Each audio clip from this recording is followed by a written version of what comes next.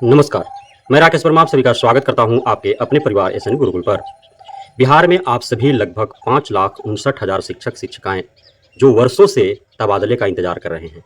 हालाँकि 5,59,000 शिक्षक-शिक्षिकाएँ में सभी शिक्षक-शिक्षिकाएँ यह नहीं चाहते हैं कि उनका तबादला हो, क्योंकि नियोजित शिक्षक-शिक्षिकाओं में खासकर से ऐसे लाखों की संख्या है, जिनका पंचायत निकाय से हुआ, नगर निकाय से हुआ या फिर अन्य नियोजन इकाइयों के माध्यम से हुआ, तो उनका उनके गाँव में ही पोस्टिंग करा दिया गया है, गाँव के आस-पड़ोस में पोस्टिंग करा दिया गया है, उनके पंचायत के अंदर ही पोस्टिंग करा दिया गया है। अर्थात वे संतुष्ट हैं पूरी तरह से कि वे विद्यालय आने-जाने में काफ़ी सहज हैं, सुरक्षित हैं और वे वहाँ से अपने आप पूरी तरह से संतुष्ट हैं, उनको कहीं तबादले की आवश्यकता नहीं है।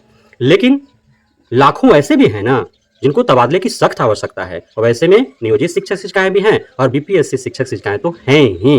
बीपीएससी शिक्षक-शिक्षिकाएँ हमें लगता है कि 90% होंगे जो तबादले का पूरे बेसब्री से इंतजार कर रहे होंगे कि कब नई ट्रांसफ़र पोस्टिंग नीति जो तैयार किए जा रहे हैं वो बन करके पब्लिकली आ जाए, कब उसकी प्रक्रिया आरंभ हो जाए। तो अब आपके इंतजार की घड़ी बेहद ही जल्द समाप्त होने वाला है। जैसा कि मैंने पूर्व में कई वीडियो के माध्यम से आप सभी को बताया है, हालाँकि कमेंट बॉक्स में काफ़ी दूसरे तरह का व्यवहार भी कर रहे हैं लोग कि हमें कुछ पता नहीं है, यूँ ही व्यू पाने के लिए वीडियो बना रहा हूँ। लेकिन सभी जो मैं वीडियो में दिखा रहा हूँ, बता रहा हूँ, वो सब परत दर परत आप देख पा रहे हैं कि उसकी हकीकत और सच्चाई सामने खुल करके आ रही है।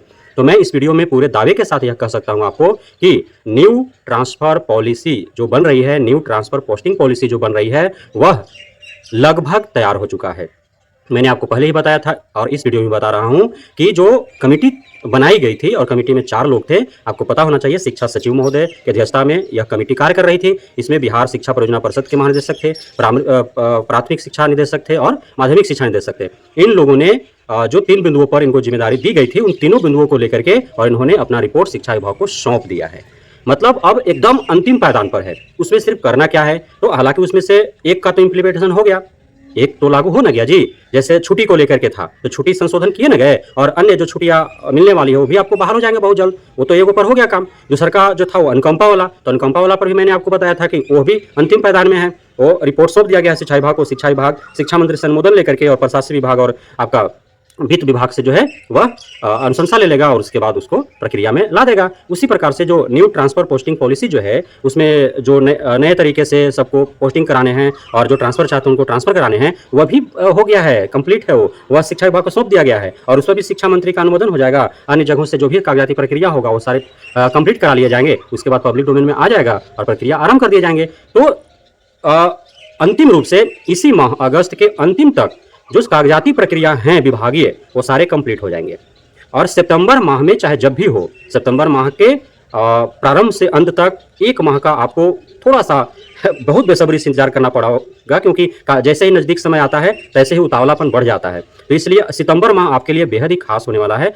मुझे बहुत ज़्यादा उम्मीद है कि सितंबर माह में जो भी तबादले की चेष्टा करते हैं, रखते हैं, जो भी चाहते हैं कि उनका तबादला हो, तो वे आवेदन करेंगे ऑनलाइन। इस शिक्षा कोष पोर्टल के माध्यम से ऑनलाइन आवेदन लिए जाने की काफ़ी ज़्यादा गुंजाइश है और सितंबर माह में पोर्टल खोल दिए जाएंगे। और यह भी है कि ऐसा नहीं है कि सभी 5,59,000 शिक्षक-शिक्षिकाओं का तबादला दे दिया जाएगा, ऐसा कुछ नहीं है। तबादला उन्हीं को दिया जाएगा जो ऑनलाइन आवेदन करेंगे, जो तबादला चाहेंगे। जो तबादला नहीं चाहेंगे, उनकी तबादला नहीं होगी। लेकिन मैं शिक्षा विभाग से यह मांग करूंगा, शिक्षा मंत्री से मांग करूंगा, बिहार सरकार से मांग करूंगा कि तबादले सबकी होनी चाहिए, जो चाहे उनका भी, ना चाहे उनका भी, क्योंकि पंचायत इकाई, नगर निकाय या नियोजन इकाइयों के द्वारा काफ़ी ऐसे शिक्षक-शिक्षिकाएँ जो 1 दशक से अधिक समय से एक ही जगह अड़ियल तरीके से गड़े हुए हैं। उसमें मैं 100% को नहीं दोषी ठहरा रहा हूँ, लेकिन बहुत ऐसे हैं जो अपने लोकल होने का नाजायज़ फ़ायदा उठा रहे हैं। वो प्रधानाध्यापक का बात नहीं सुनते। यदि प्रधानाध्यापक लोकल है तो शिक्षकों के ऊपर दबाव इतना डालता है, उनको वो शोषण करता है। साथ ही जो लोकल हैं वे दूसरे जगह से आए हुए शिक्षक या शिक्षिका को प्रताड़ित करते हैं, शोषण करते हैं। ये साथ ही जो लोकल है वो लोकलिटी का इतना फ़ायदा उठाते हैं कि वे विद्यालयों में जा करके पूरे दिन बैठे रहते हैं, पढ़ाते नहीं हैं, किसी का वो सुनते नहीं हैं। दूसरे जगह से जाँच के लिए बीओ वगैरह जो भी अधिकारी पदाधिकारी आते हैं, उनके साथ भी वो दुर्व्यवहार करने पर उतर जाते हैं।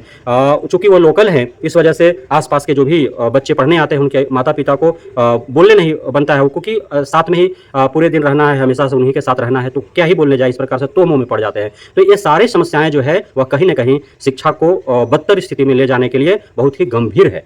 तो इसको भी दूर करने के लिए मैं शिक्षा विभाग से मांग करूंगा कि ऐसा आप नीति लाएं कि सभी का तबादला आप करें, सभी का, जो चाहे उसका भी, जो नहीं चाहे उसका भी, एकदम न्यू पोस्टिंग सबका करा दीजिए, ताकि नए जगह पर जाएं नए ऊर्जा के साथ और नए प्रकार से वो बच्चों को शिक्षा प्रदान करने का प्रयास करें, तभी गुणवत्तापूर्ण शिक्षा बहाल हो पाएगा।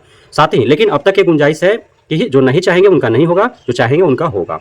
अब इसमें है कि मैंने पूर्व से ही आपको अवगत कराता आया हूं कि जो ट्रांसफर पोस्टिंग की बात जो चल रही है और अंतिम रूप से जो रिपोर्ट सौंपे गए हैं उसमें बार बार जो सदन से शिक्षा मंत्री साहब ने घोषणा करते आए हैं, जो एसीएस साहब ने जो कहते आए हैं, एवं जो भी सत्तारूढ़ दल के लोग हैं उनके द्वारा जो घोषणाएं की जाती रही है, आश्वासन दिए जाते रहे हैं, तो उसी अनुरूप कार्य हो रहे हैं। अर्थात महिलाओं को खास सुविधा प्रदान किए जाएंगे, महिलाओं को ऐच्छिक हस्तांतरण दिया जाएगा, पुरुष को परस्पर हस्तांतरण के लाभ दिए जाएंगे।